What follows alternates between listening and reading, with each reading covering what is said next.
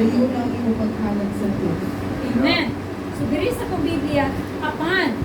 So kaya ko mo mga sibisan kinsa nga masuko batok sa iyang igsuon, mahiyagom sa hukom. Kung sibisan kinsa nga moingon, tuanggol ka, manubag ngadto sa dirin og sibisan kinsa nga moingon buang ka, mahiyagom sa kalayo sa impyerno.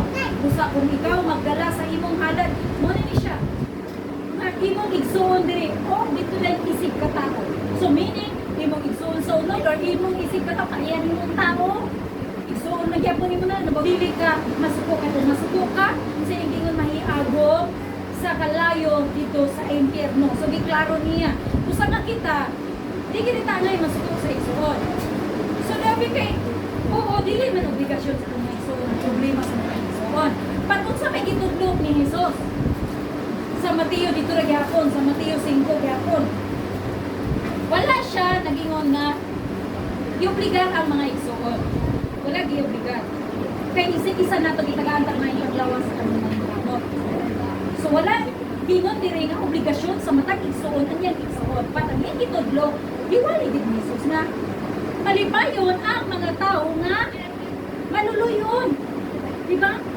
Maluoy ka ba? Tabang ka sa itong isip tao, sa itong maisuon, tabang ka. So, ingon siya, pulangan ng mga tao, or malipayon ng mga tao maluluyon, kay sila kaluyan ko. So, karon, kung dili maluoy na itong igsoon, sila na po din akong naluyan. Diba? Ay, haman ta kaluyan kung kita maluoy. Oo, wala na. Busa nga kita, watay karapatan mo suko, kundi mahiago man dito sa kalayo dito sa impirno kung kita masuko sa igsoon. Kaya wala may palaod nga pitudluan kita ni Jesus. Iyagin ka ng wali sa Mateo chapter 5 verse 3 pa ingon dito sa 12 ni siya.